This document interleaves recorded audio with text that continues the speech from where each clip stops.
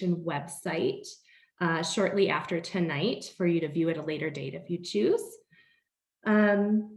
We are trying out a little bit of a new platform for this team tonight using Zoom. So just please excuse any mishaps that might occur tonight. And you may even see some guest appearances from our roommates or pets or significant others or kids. So just please try to be understanding tonight. Next slide. We are trying to make tonight a little bit more interactive if you choose to, as opposed to just more of a webinar situation. So you do have controls, as many of you found, to turn on your camera, and you also have controls to turn on your microphones as well. We do ask that you keep your microphones muted just to eliminate any distractions during the presentation. But you can ask questions at the end of the presentation with, using your microphone. We do ask that you raise your hand, and you can find that under the participants panel, and it should have a raise your hand button or a lower your hand button, just so we can maybe control and people aren't talking over one another if they want to voice some comments or questions. We do also have the chat panel, which many of you found as you were chatting in who you are tonight and what your interest is. So you can ask questions at any time, and you'll hear from my teammate Mallory in the background asking the project team some of the most pertinent project questions. So she'll be monitoring those for us this evening. In addition, so we will be doing the question and answer session later.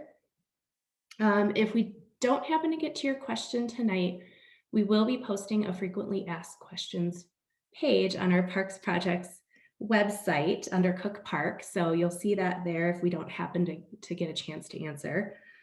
Or if you think of something a little bit later, you can reach out directly to me to my email as listed. It's lindsay.kinky@denvergov.org. And I'll respond to your comments and questions as well. And you'll see my email pop up a couple more times, so you have a chance to write it down at that time too. Next slide.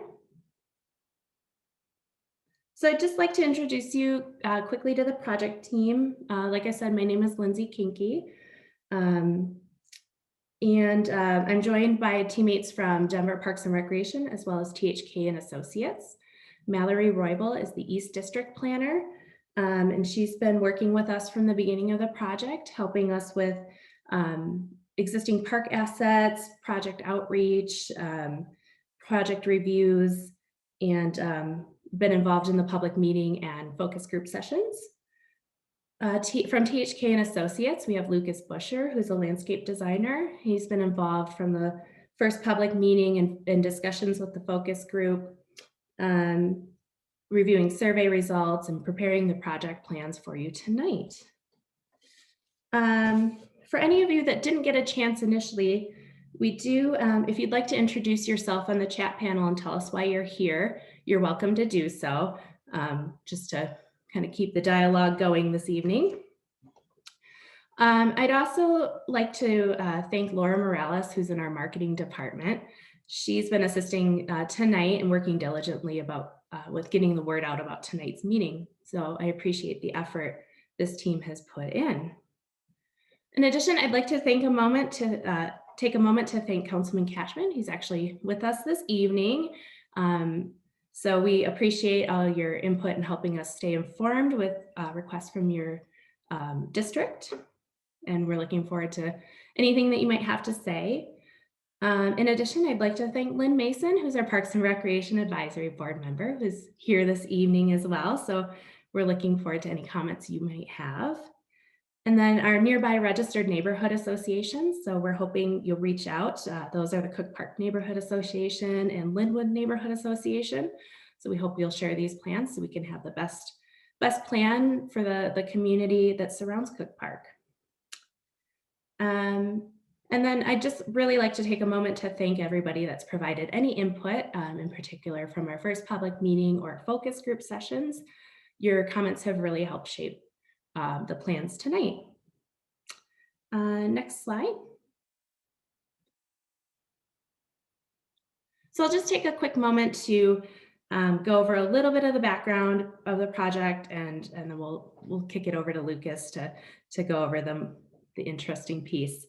Cook Park's a 37-acre park located in the Virginia Village neighborhood. This park was identified as a need for a playground and basketball court, and those program elements were defined as $875,000 for the two elements. In addition, we will eventually have some Elevate Denver bond funding. That should be $200,000 in total, and will cover a portion of the walks. That should be part of issuance for, it's not issued quite yet, but it's expected soon. So once that we have that funding, we'll have $1,075,000 for the project to cover design, construction, and any project contingencies. In addition, we are looking at some ways to provide some additional funding, just potentially over $500,000 to cover some additional walk improvements on the west side of the park. And Lucas will look at that a little bit with you in a minute. We did note in our first public visioning session that we asked THK to look at some other elements in need of replacement at Cook Park at a very conceptual level, just to really inform ideas about cost and kind of arrangement and materials when additional funding might become available. And those improvements are the parking lot just north of the recreation center, and the picnic shelter that's nearby the playground and basketball court. But though what we will have funding for construction in 2021 is the playground, basketball court, and then the priority walks that we can fund.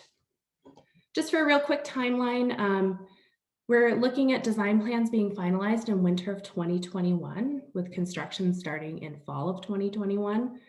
And we anticipate construction taking around 8 months or so for potentially a spring of 2022 finish.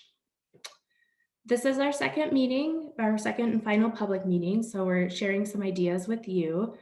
We hosted the first public meeting on July 15th, just to try to gain an idea of what the community would like in this park. And then we hosted a small group focus group session with interested community members that targeted inclusive playground design. That happened on August 18th.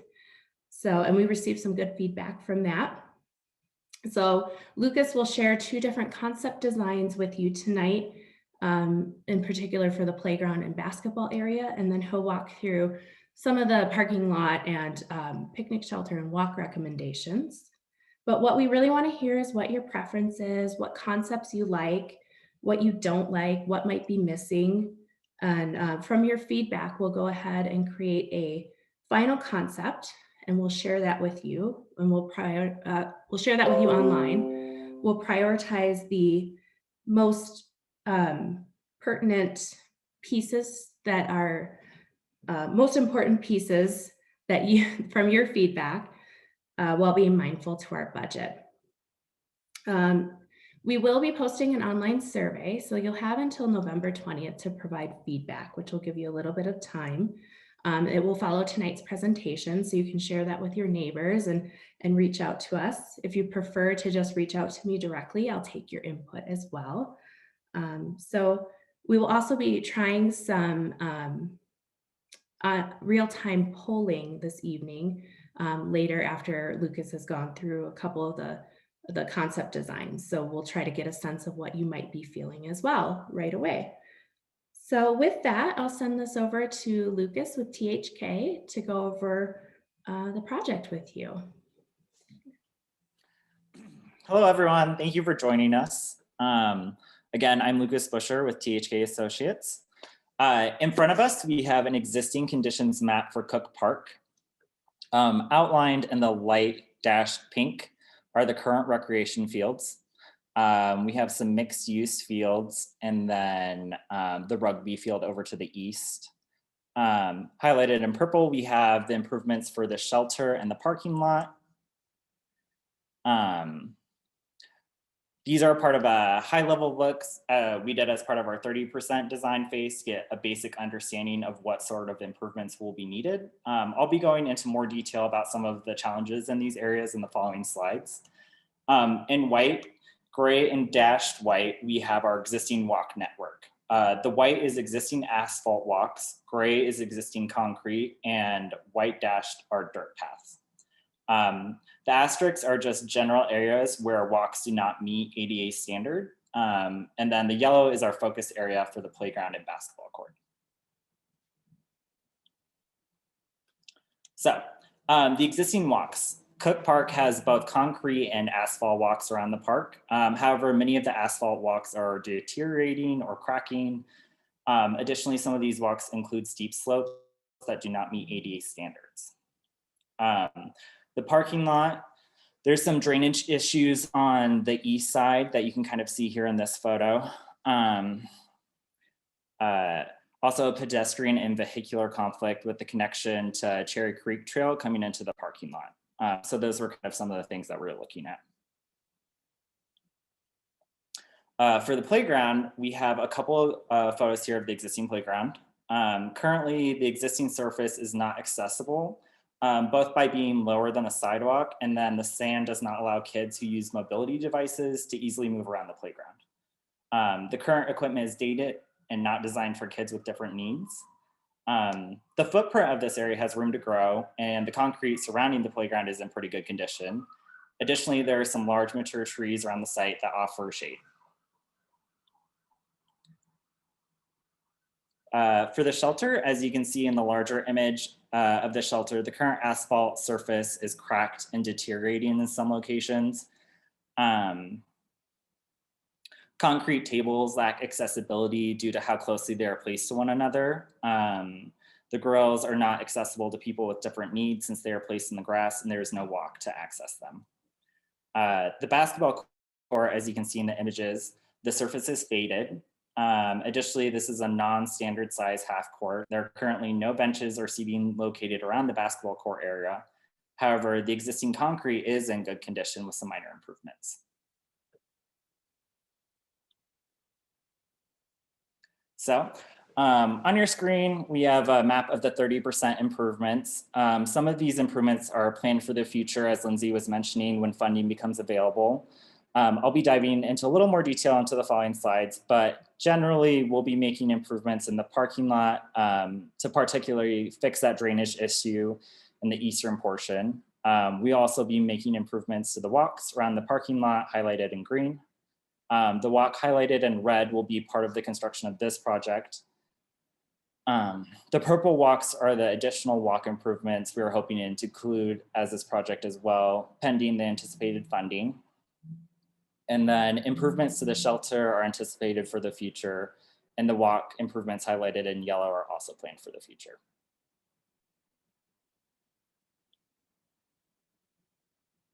So this plan shows improvements for the parking lot in the future. This includes shifting some of the stall alignments, placing the accessible locations closer to the main recreation building, adding in some more shade trees. Those are these darker ones here. Adding in some stamped concrete on either side of this pedestrian connection to help with letting vehicular users know that they're coming up on a connection and kind of slow down. And then resurfacing and regrading the parking lot will also be included to address that drainage issue. And then adding in a crushed stone path over here. Currently there's a walking path that's been made by people just like wanting to cut through. So we're just gonna formalize that and make it so they're not trampling through that native area.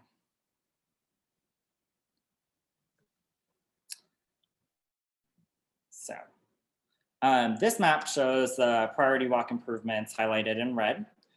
We chose this location for the Elevate Denver Fund priority walk improvements because we heard from community members that there were drainage issues in this area and ice issues during the winter.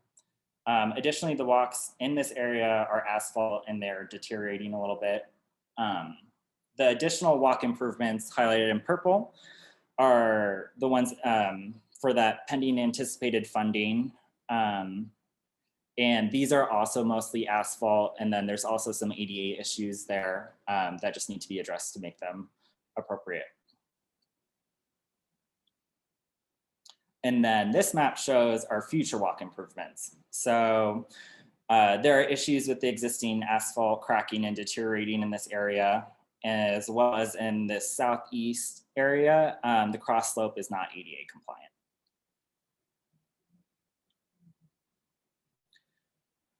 So the planned shelter improvements include replacing the existing asphalt base with concrete, expanding the footprint to include more tables and providing access to the grills. The table configuration shown allows for a person who uses mobility devices to pass between the tables, which the current site does not allow for.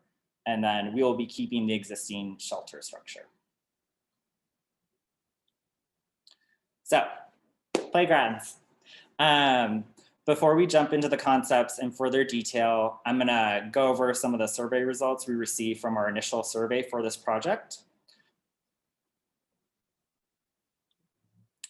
So, when we asked, what do you or your youth or child think would make a great playground? Some of the responses we got included getting rid of sand, introducing equipment for kids with all ability levels, and lots of shade.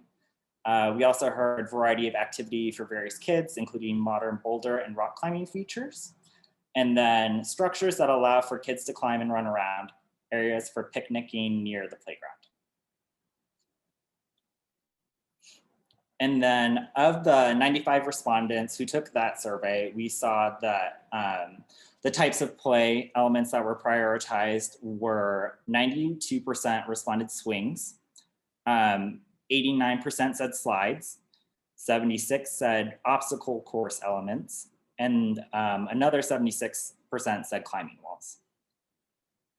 And then when we asked about the style of playgrounds, the top two we saw were modern at 76%, and then nature-based at 74%. As we're going into these next slides, just a couple of notes. So if you see something that you like or have really strong feelings about that you want to talk to us, the design team, or email Lucy about, we really want that feedback from you guys. So we have page numbers, and then all of the images will have lettering in one of their corners, whether it's down at the bottom or up in the right hand. But just write that down, and then you can send Lindsay an email, or you can talk to us in the chat right now about what play elements you would really like. And then also after this presentation, there will be a survey available where it has all this information from the presentation, and you can give us feedback there via the questions.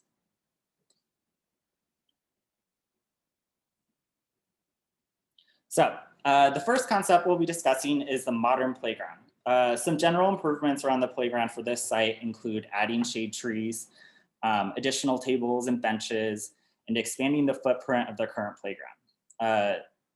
There's also a large central green space for picnicking or just camping out in the grass. And then the theme for this concept is a modern playground with lots of fun shapes and colors for kids to enjoy. So some of the major themes or major items in the playground include a traditional playground with modern play equipment, a large central structure.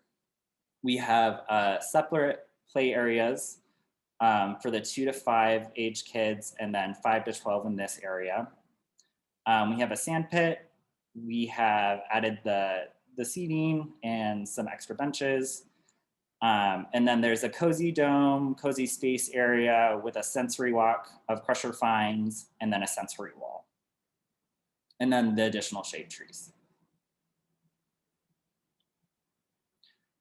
So some of the products that we're including in this design, the main playing structure located here has several different slides, some climbing features around the structure to play on or to access it.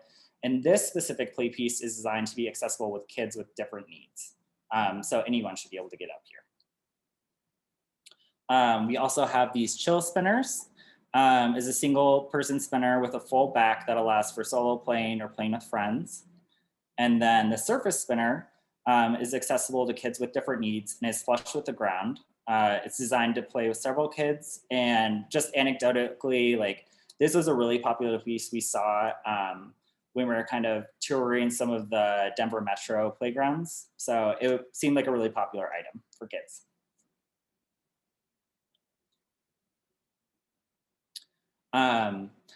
Continuing with the play equipment, we have this double basket swing. It can be ridden solo or with friends. We have the Sway Fun, which is designed to be accessible for kids with different needs. And kids can pile into the seating area and sway / rock back and forth, similar to a boat. And then we have this climbing dome.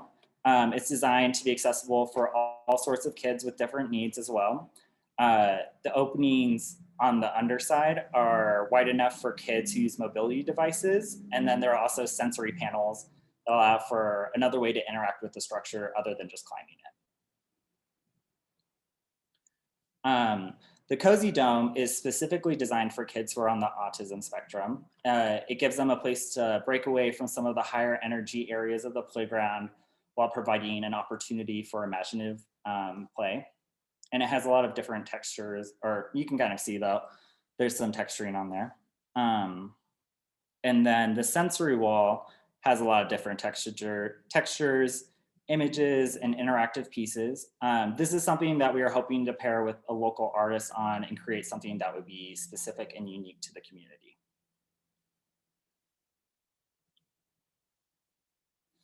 In the 2 to 5 age play area, we're proposing a basket swing appropriate for the 2 to 5 kiddos, a dual seesaw for cooperative play, great for both building strength and coordination, and the large spring on there helps keep it from bottoming out. The climbing squares are an opportunity for imaginative play. They're designed to allow for 3-point climbing contact, so it should be really secure for kids to climb up on. And then the max height of these is 3 feet.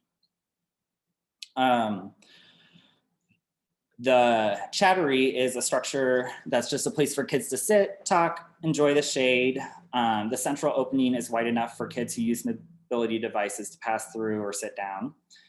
And then the freestanding adventure tube located in the sand pit is an opportunity for imaginative play solo or with other kids.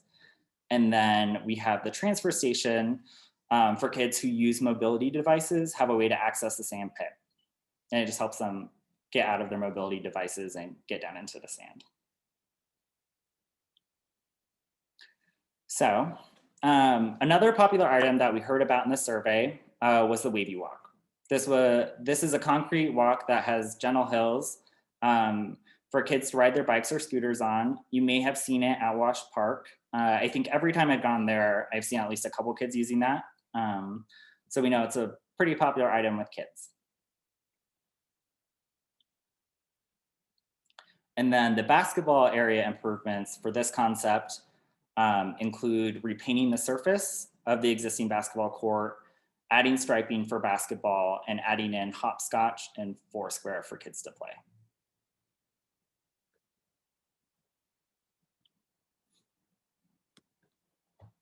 The second playground is a nature inspired playground. Again, we are adding in some shade trees, more benches and tables. Again, we're expanding the footprint of the playground. And like the first concept, we're raising the playground surface to be flush with the concrete. While the first playground has some poured in place rubber surfacing, this concept is exclusively synthetic turf. The theme for this concept is nature inspired, so elements would mimic plants or would be made out of more natural materials such as wood. And some of the big overarching themes include some play structures made from wood or resembling natural elements. We have several mounds, musical play pieces resembling plants, a 5-seat swing set, added seating areas and tables, and then additional shade trees.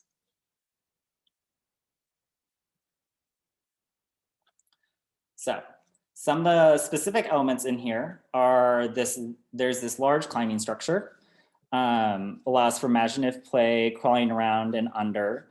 The openings on the underside of the structure are designed to allow kids with different needs to be able to enter and exit easily, allowing for simultaneous play. The mounds This concept has several. The larger mound has a central path that is designed to be accessible so any kids can reach the top, while the smaller mound has slightly steeper slopes for kids to run up or slide down. This 3 slide allows for cooperative play for kids to race each other down. And then we've also included a roller slide. This is a really fun piece. I can verify this because when we were doing our tours, I hopped on one and it was a lot of fun. And it's just kind of a different sensory experience going over those rollers than a typical slide. And then we also have log steppers that are kind of located in several places around the playground. These just offer another route up to the top or to another item to play on.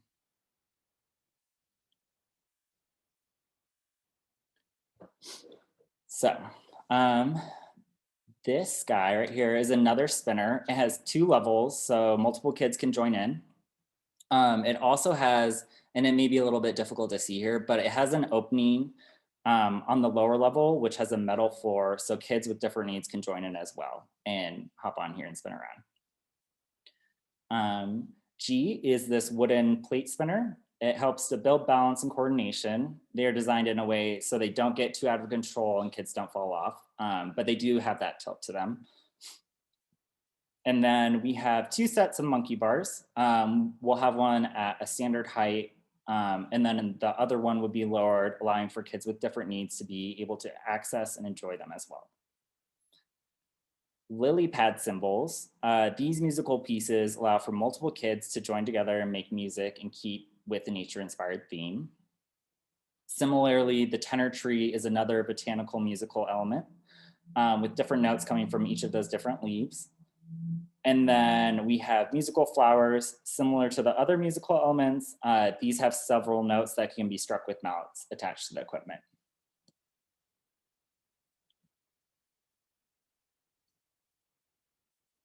We have this multi-springer made of wood, keeping with our theme. And then that allows for multiple kids to jump on there and help develop balance.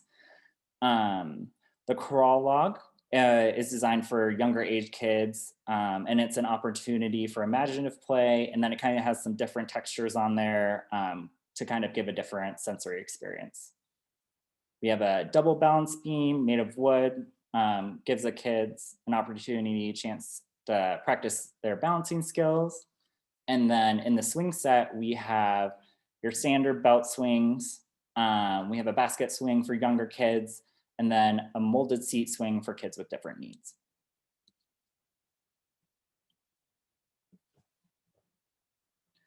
So in this concept, instead of a wavy walk, we have an adventure walk, and it's something that we heard several times in the survey.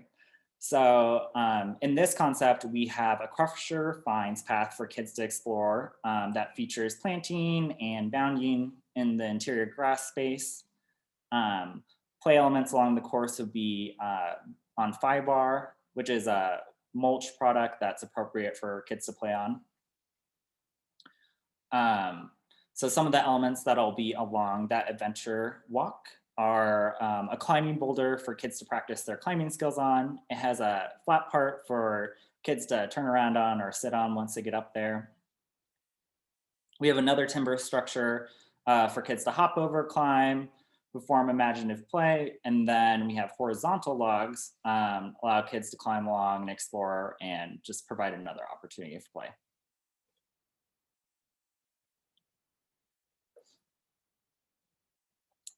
In this concept, instead of keeping the basketball course, we would be taking that away and we'd be repurposing it for a scooter/bike course. We do this by repainting the surface and then painting in this obstacle course or driving course, if you will, for the kids to ride on.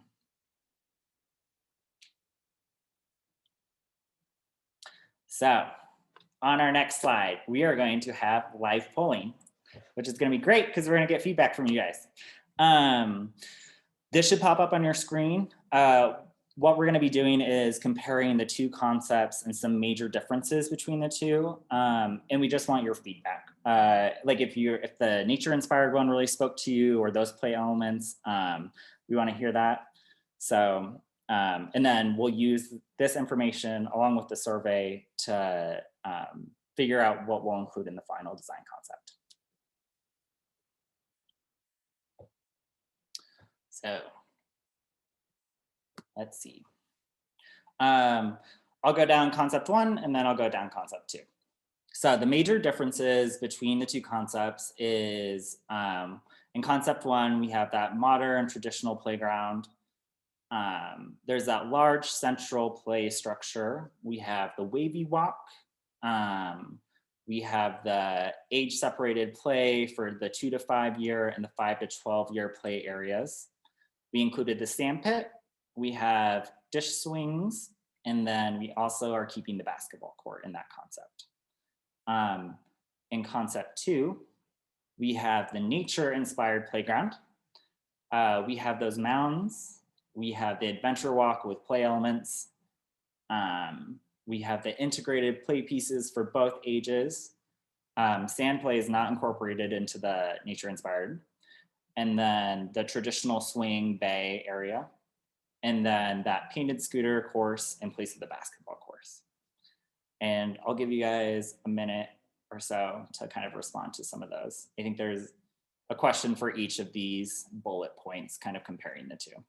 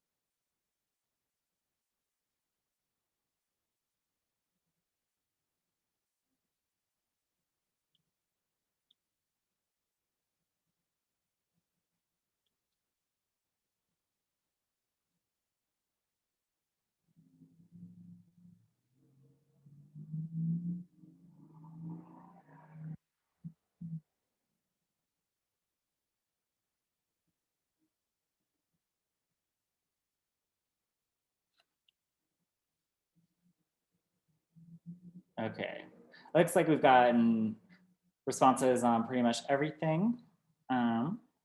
So let's see, move on to the next slide. So after this meeting, we are going to be posting that public survey to capture feedback on the concepts presented. The survey will go live after this meeting. So if you're like really gung-ho and you really want to give us our feedback, we would love that. So follow that link. That is right here, this guy. And again, that'll be open until the end of the day on November 20th. We'll be using that information along with the feedback received tonight to create a finalized concept. So the survey can be found, again, by following that link. And then Denver will be making that available on their website as well as their Facebook page.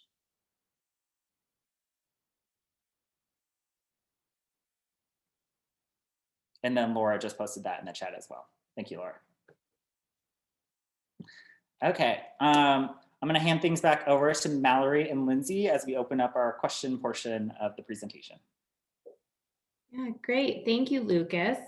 I'm not sure if you're seeing the poll results, but of those of you that weighed in tonight, looks like there's kind of a nature-inspired playground preference or a blending of the two concepts. People, let's see, a lot of people preferred the mounding over the larger central play structure. And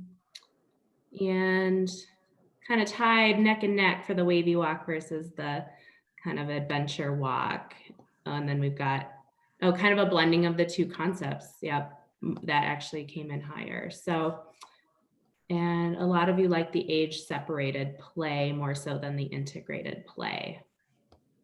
And not including sand in the play pit was the preference. And a blending of the swings. and keeping the basketball court kind of weighs in higher. So thank you all for doing that tonight. That's helpful. It'll start to help inform our decisions about how we move forward with the final concept. So now we can go through some questions that you may have chatted in, or if anyone cares to, raise their hand and do, voice some questions or comments, you're welcome to do so as well. Yeah, so we've received some really great questions in the chat. So again, just raise your hand if you'd like to actually voice one. But in the meantime, I'll go down and go through some of these questions because we had some really good questions, but also good feedback in general. And it's important to emphasize that while these two concepts are very different from one another, you just said it in the polling that kind of combining the two and different elements of the two is something that is very possible, something that we were understanding would be an outcome of this, because there are some things that are an advantage to the community over some other elements. So I think that's pretty relevant in some of these comments that you all have. You've made provided some very good feedback, so thank you. So I'm going to start with the first question that we got in the chat. Lynn Mason asked a question regarding the picnic tables and considerations about COVID and social distancing, and if there's any chance that these can be distanced more so that they can be used rather than, being too close to one another if they're all being used at one time. Yeah. So, yeah. No, thank you for bringing that up. And that's actually, given our current world and how we're hosting this meeting, we had considered a more traditional style picnic area. So it's actually a very good thought that maybe we should look and reconsider how those tables could be spaced so that they can be socially distanced. And I believe we could do that in this instance with some minor modifications. So thank you for bringing up that question. So our next question, this is referring to that large play structure in the first concept and that first traditional concept. So I don't know if we can go back in the slides just to kind of bring that up, Lucas, just as we're talking about it. But the specific question is talking about is there a ramp for children in a wheelchair to access the structure, because a ramp wasn't seen in the image. And so just a question about how that is accessed for someone in a wheelchair. Yeah, thank you for asking that. This one assumes a more traditional transfer station. However, these pieces are very customizable. So we could work with the playground manufacturer to provide a more substantial ramp up into this play structure so that it would be very accessible and very inclusive. So that is actually a thought that we have moving forward. If you prefer the structure, how we would include something like that. Great. Our next question relates to, again, in this first concept, this more modern type playground concept, is there a space for an additional bank of swings to include an adaptive swing versus just the disc swing? I'm assuming it's very similar to what was proposed in the second concept. And so if we can address that as well. Yeah, absolutely. If we were to go, and we understand the limitations with this disc swing and what that might offer as opposed to an adaptive swing. So if we move forward with doing the disc swings, we do hear that people like even just the more traditional swings, but we want to make sure that we would include some sort of adaptive swing as well. So we could look at a location that would make sense if we kind of address this additional or this first concept moving forward, or if we potentially replace the disc swings with the more, an adaptive swing and a couple more traditional belt swings in this area that would fit in nicely in that kind of curve at the east side of I guess it's kind of the south side of the play pit. Great, thank you. We had some feedback about the nature option and that it's not really as good of an option as the first concept for accessibility, because it doesn't offer as many options for kids to enjoy that are in a chair, especially with kind of that back support that you need. Are there any sensory elements to the nature option? So that's good feedback for the differences in the two, but then are there any sensory elements to the nature option, like a bumpy path or music sensory boards as a part of this concept? Sure. In concept 2, we do have a few of those musical elements integrated within this area. Lucas, if you want to kind of highlight those. And we do have the adventure walk, and currently it's Crusher Finds, but we could look at ways to integrate some more sensory, kind of the bumpy baby walks into that concept to include that. And then, but the first concept does have some more of those sensory pieces included as opposed to the second one. So I can see how these two would be kind of combined together to make a more, inclusive and sensory space. Great. I'm looking at a few different comments related to the basketball court. We're getting a lot of feedback that the basketball courts are in fact used. So it's that the idea in the second concept is nice, and it's something that's popular, but there seems to be a lot of feedback that the basketball court should remain. And also, is there anything else for teenagers in that same discussion about like a basketball court?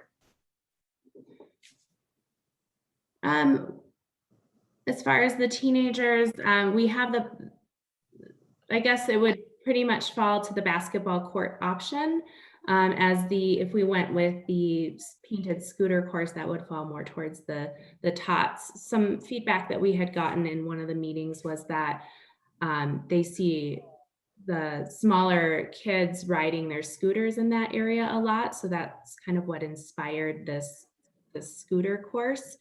But I can see that we might be singling out the teenager group and what they would maybe want to do in this area. So we could definitely look at that. Okay. Looks like maybe Kira might have been wanting to ask a question. I'm not sure if that's true. Yeah, I just couldn't figure out how to unmute.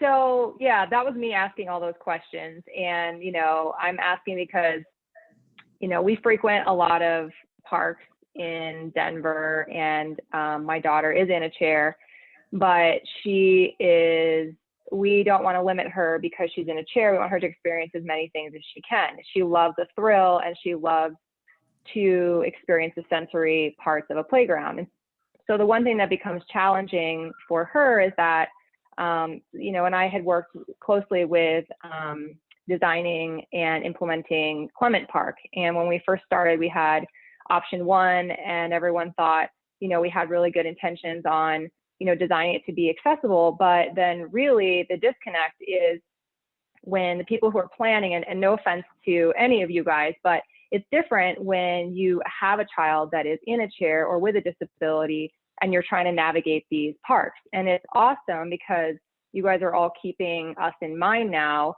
but then sometimes when the park gets implemented, the design doesn't actually come out to work in the way that it was intended when it is the person using it. So like, Wash Park, for instance, it's a beautiful park, but, I just moved from Wash Park and we were so excited for the implementation of that.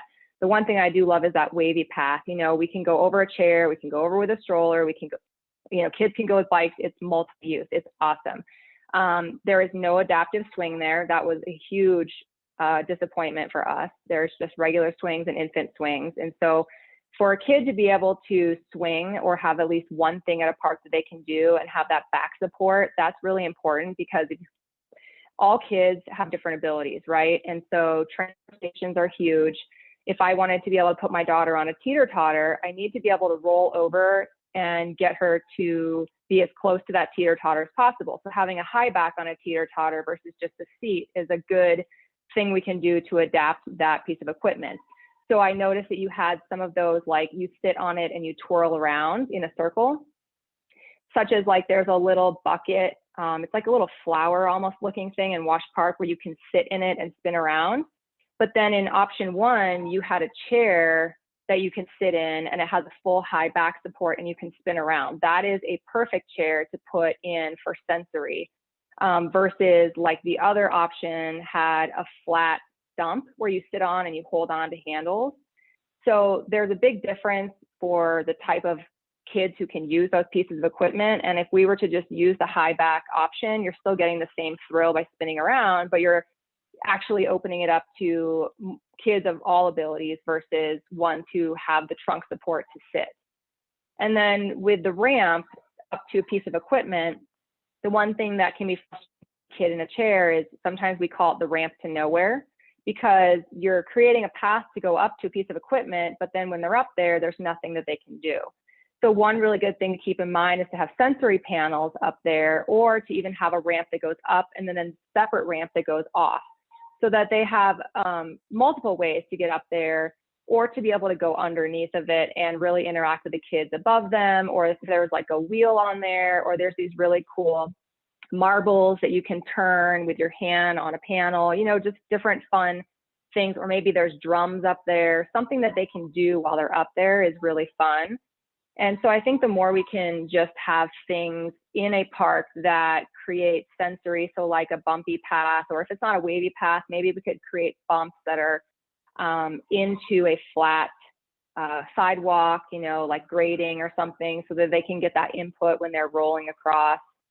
So I think there's just some minor things that can be done that would create more options with a playground with whatever theme that you're going with, if that makes sense. That does make sense. Thank you so much for saying that. That's really very helpful, and Sure. really just helpful in how we move forward, especially like just bringing up those spinners that you talked about with the higher back. That's great to know that Yeah. that's a more dual purpose piece, as opposed to something that doesn't have that back and couldn't be utilized by as many people. So that's really great. I very much appreciate you chiming in with that information. And Sure. And I guess just the last thing I'd say is just when I think about it, maybe the easiest way to explain it would be to, if you are designing a park, how many sensory experiences can you give that child? Spinning, swinging, bumpy, rocking, like everything that another kid gets opportunity to do. How can we create that for a kid in a chair? Because they want to do just everything else that the others can do, but you know, rocking, whatever it is, like that swing away, that's a really great one. You know, the swing away, the spinning one that's in the floor of the ground, those are great. So I appreciate seeing a lot of those, but I see so much more in option one than I do in option two. So okay, well, great. I really thank you for giving me the opportunity to. Yeah, that's great. This Yeah. is really great feedback. So we very much appreciate that. This is what we're, really hoping to hear and figure out what we can do to best make a playground for you. So Thank you for that feedback. That's very helpful. Kind of in that same consideration as we look at that second option, when we're looking at the mounds, we have a question about whether the mound is accessible, has like an accessible path to the top or not. yeah, it does. Lucas worked to make a path, basically a long ramp up to the top of that mound, with the slides that go down. And he also included some additional steppers and climbers along the mound to be able, to have a different way up there as well. So we're trying to make that as accessible for everybody as we know.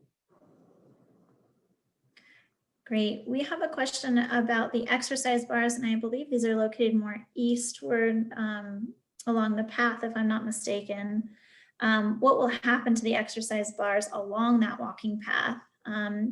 It's been noted that we've had children in the neighborhood fall and really hurt themselves because of the concrete. Is that along the path, some of the exercise equipment? Yeah, it's outside of the playground that we're looking at specifically here, but with the playground development, does that go away? Or are they related in some way? We haven't considered that as part of this particular project, more just focusing on the walks, but we'll take a look at that as we start to address these walks along kind of the west side, now that we're looking at some additional funding for that. Is that something that, aside from them being kids getting hurt on them. Is that something that the community that you enjoy using? Would it be, you know, the active fitness equipment along the trail? Is that utilized in the parks? I guess would be my question. So, but yeah, we're happy to take a look at that. Yeah, if anybody has any feedback about that use as a regular user of the park, that'd be great to get that feedback. And then one of the last questions that I see in our chat is just wondering about the noise pieces. Do they last and survive snow? Are they just for noise? How are they kind of, will they survive the playground and then the weather that we have? They should. I mean, they are designed to do so, but we'll have to, you know, if it's something that you like, and I'm kind of hearing a potentially a blend of the two pieces. So we might look at some different musical pieces to incorporate into this. But those little mallets that you hit to chime those musical instruments are pretty sturdy. They should last. And we'll have some good conversations with the playground manufacturer as we move forward if we choose to use those pieces. Great. I'm not seeing any other questions in the chat, but we'll give people a moment to add any more or voice a question. I know we're coming up on time, so I want to make us aware of that and be respectful of all of your time. But if there are any last minute questions, please feel free to voice those. I just wanted to say really quickly, first of all, thank you for your great work. I live on the park and my kids are teenagers, and but I love the look of it, especially that number two was kind of the natural idea. I just wanted to pitch out the idea that if there was anything a little bit fun and funky you could do with the basketball court to keep those teenagers kind of coming over there, just making the backboard kind of different with like an earthier sort of design to kind of flow with that. I don't know. But anyway, I'm so excited. It's really beautiful work. So thank you very much. Great. Well, thank you. We're excited to get this going into construction so we can provide this for you. Great. I think we might have a sheet if you'd like to keep updated on our project. If you want to provide your information, I believe it's just a Google document that we can share with you, a link to it, so you can, if you haven't reached out to us initially and would like to be informed and updated as project updates come out. And Laura just posted that in the chat, so that way we can make sure that you're staying in the know on what's happening. And I'll just kind of go through the next steps, and if anyone has anything else that comes in, we can go through that. But so now we'll kind of take what we've heard. You have until November 20th to reach out to us. You can either reach out directly to me, or you can go through the survey, and we'll kind of gather your ideas and put them into a final concept that we'll share with the community. We'll do that online. And if there's anything that comes up, you can reach out to us after we post that as well. After we finalize that, we'll be moving into construction documents, and we'll try to get those completed by winter of 2021 for construction occurring in fall of 2021. So we look forward to any additional feedback you have. Anything comes up, feel free to reach out directly to me. I don't think my email is on this slide, but we can move back to the next one where I believe it is. And Lindsay, really quick, there was a question of how people will know if you're keeping the basketball court. That would be in a final design that we would share out, correct? Yes, yeah. So when we go through and we share the final concept design, that will be implemented in there. You'll see the basketball court design in there. Yeah. And once we do post that, we'll give a little bit of time for people to respond, but you're free to reach out to us if there's anything that is really glaring. So we'll be open to that. But yeah, if you have anything that comes up too, and in the meantime, you can reach out to my email, lindsay.kinky@denvergov.org. And we just look forward to moving on with this and getting this constructed for you. So, thanks for joining tonight. If there's nothing else. Oh, it looks like there was one more question. There will be a recording posted on our Parks Projects page. So you'll be able to watch this a little bit later. We should have that posted within a few days. Thank you. Yeah, thank you, everyone. We really appreciate this really great feedback. So if there's nothing else, we look forward to hearing from you.